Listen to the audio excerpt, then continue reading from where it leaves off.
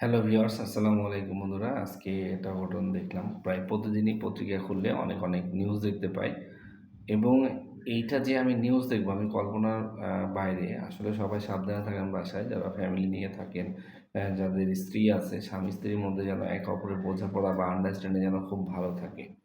কারণ একজন অপরের সাথে যদি রাগারাগি বা মন মালিন্য থাকে কিন্তু ঘটে যেতে পারে একটি দুর্ঘটনা। তো চলুন আজকে ভিডিওটা দেখি যে জুনিয়র সাকিব ভাইয়ের কী করেছে। ওনার স্ত্রীর সাথে গন্ডগোল হয়েছে, ওনার গন্ডগোলের কারণে তো দেখা গেছে ওনার অস্ত্রটা কেটে ফেলছে। চলুন দেখা যায় ভিডিওটা উনি কি বলে, আমরা শুনে আসি আজকে ভিডিওটা। 75 টাকা করে কিন্তু একটা বিয়ারের মতো ইয়ে আছে, ওই যে ইসে বেচে। হ্যাঁ হ্যাঁ হ্যাঁ, দোকানে বেচে। ওইটার সাথে আর লাল কি জানি মিক্স করছে, আর আগে চড়ে কি মিক্স করে নিয়ে আসছে আমি দেখি নাই।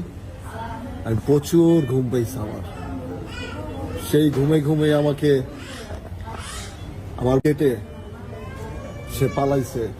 আচ্ছা, এই ঘটনাটা কটার দিকে ঘটছে? কটার দিকে? এটা সকাল ভোর 4টার দিকে। 4টায়? আচ্ছা, মানে আমি আগে পাশের ঘরের যে আছে, আমি ওনাকে বলি ভাই ধরেন, কয় ওই দিক যাও। আমি ভাই আমার একটু ধরেন, রিক্সা ওটা দেন, আমি এগুলোর মধ্যে নেই। সে সবই জানে। মানে এগুলো কি পরিকল্পিত আগে জি থেকে? জি, ইমন খান আসছিল, ইমনের ভয়তে ওরা কথা কয় না। খান মাসুদ নাকি অনেক প্রতাপশালী। খান মাসুদের ভাতিজা ইমন খান, ও আইসা আর শাওন গাজী, এই তিনজনে মিললে আমাকে মেরে ফেলার প্ল্যানিং করছে ভাই। কে কে? ইমন, আর হচ্ছে শাওন, আর শিখা। আমি ভাই কোন রকম জানে বাইচে আসছি, আমার পেটে ওর সাথে করে নিয়ে গেছে। আচ্ছা, যাই হোক, এখন আপনি কি বিচার চান? আমার জন্য সবাই দোয়া করবেন।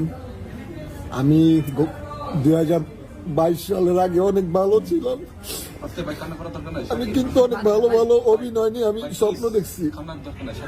22 সালের পরে আমার কোনো কন্টেন্ট নাই, কোনো নাটক নাই, শুধু কি জানেন, মানুষের নিন্দা অবহেলা আর হচ্ছে কোনো।